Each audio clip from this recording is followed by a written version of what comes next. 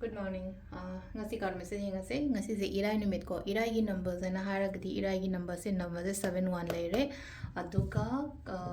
kaino se ko color na sky blue gumba kai gumba do minus ne bi yare ko aduga amana chak thong bada hapa ya base ko gi aseng base kai kitang do mai taraga happy be ai ko adu duma leire ko adu aham bada ko card message ngase timing of abase ngase ko hadi purnima oibani na ko purnima gi tawba ya ba ko pa ya ba ina mamang da hapchagre ko numini ni humni mamang da du tawbiro ko purnima numiki akoina tawba ya ba manifestation and rituals kai ka mya mama hapchagre ko aduga crystal gumba charge tawba ko pa mama dumba myam du leire ko hadi crystal charge over selenite plate leire ga selenite plate ta hape later ga su leina ko akoina crystal ball leina hasine ko liti gi tenkot amata hapaga mapanda thamasu kai shobudi kai de ko adu duma su tawbi be yare ko do kai first ta akoigi card message yengase aduga timing afaba su yengase ko ngasigi oina timing afaba adu sidagi card ahum ga tong lothok jarage ko card number 1 sida leire ko marakta gi dum shale ko card number 2 sida leire then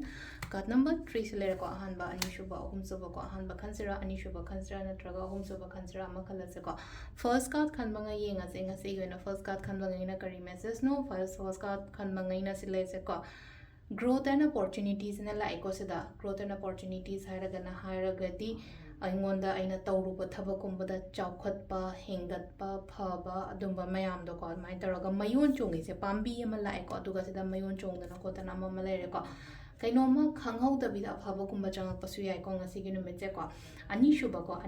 khanba ngai gi one sida mi punba gumba oina obdo ngasi se imana bi oiro siblings oiro amma oiro ko sain taraga hadi punba ko pa hadi siblings and hadi ichine now oiro mani mata ke ka le dana punba ko pa ai tara celebrations ke no mala iko silai se yum sanga ba bu oiro ko nai taraga ani shuba ko ahum suba sina silai se kai no ha kan se energy se yamna